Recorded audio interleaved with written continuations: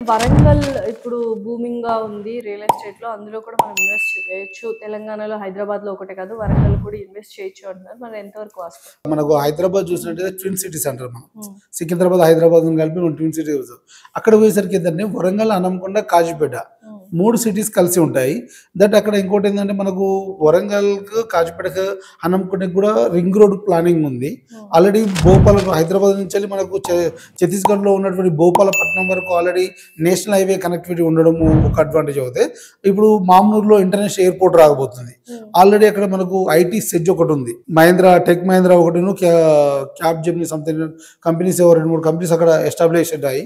So కొంత education హబ్‌గా హనంకొండ, వరంగల్ చాలా ఫేమస్. రైల్వే జంక్షన్ ఉండడము, దానివల్ల రైల్వే కోచ్ ఫ్యాక్టరీ కూడా రాబోతుంది. సో ఇలాంటి కొంచెం డెవలప్ చేస్తుంటే ఇంకా కొద్దిగా డెవలప్ చేయడం వల్ల ఏంటంటే ఎంప్లాయ్మెంట్ పెరిగితే హైదరాబాద్కి ఎంత స్కోప్ ఉందో వరంగల్ కూడా అంతే స్కోప్ ఉంటుంది. ఓకే.